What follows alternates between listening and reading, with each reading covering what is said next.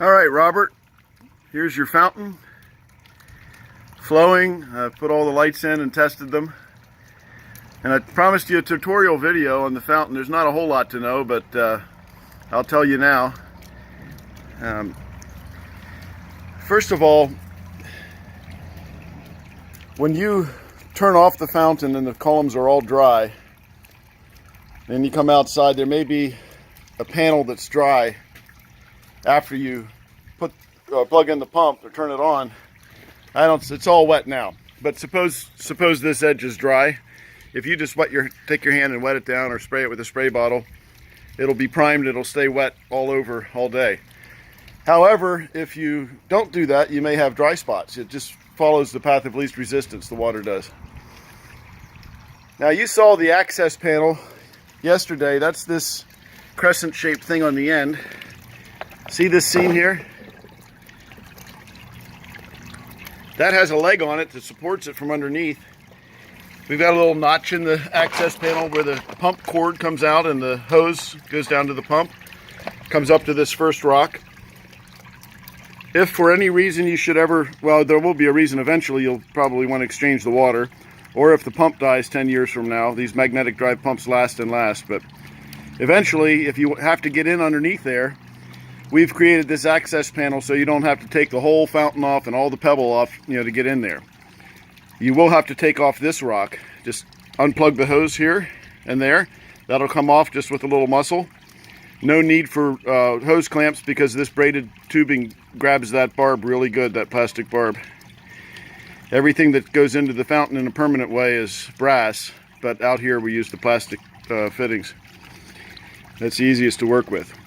And it's replaceable if it would ever dry out, in 20 years or something, but this stuff I think is a forever kind of a material. I haven't had any problems with it in 12 years so far. This little guy that's how you check your water depth. We'll find a nice round stone to put right over that, but as you're facing your fountain, it's right here at about 4 o'clock, next to that column. And you put this wooden dowel in here, which I'll leave on your porch, and lift it out.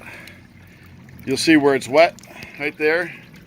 That's how much water you have. Right now we have the water coming up about 6 inches from the top. And the other thing you want to know, I don't think you'll ever have to do anything with this because I have the flow set just right. But these little brass knobs here control the ball valve. There's a handle that comes on that knob when you buy it, and there's a nut holding the handle off. I just take that nut off and remove the handle. That's less to cover up with the pebble.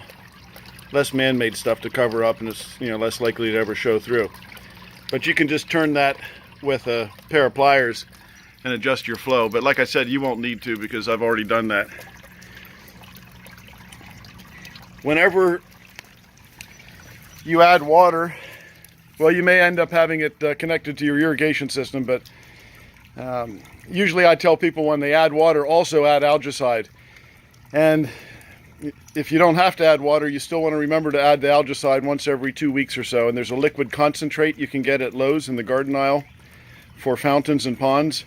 Works just fine, and it doesn't seem to harm birds or anything. If birds will be coming and landing on top of each one of these columns and drinking off of them, you'll see it'll bring butterflies as well. And thankfully, their nature is to poop somewhere else, so they won't be pooping on your fountain.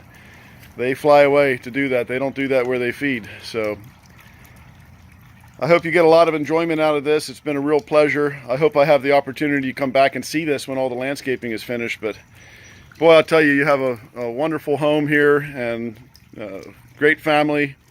Got to meet one of your sons, and it's been a real pleasure. So I hope our paths cross again, and I thank you very much.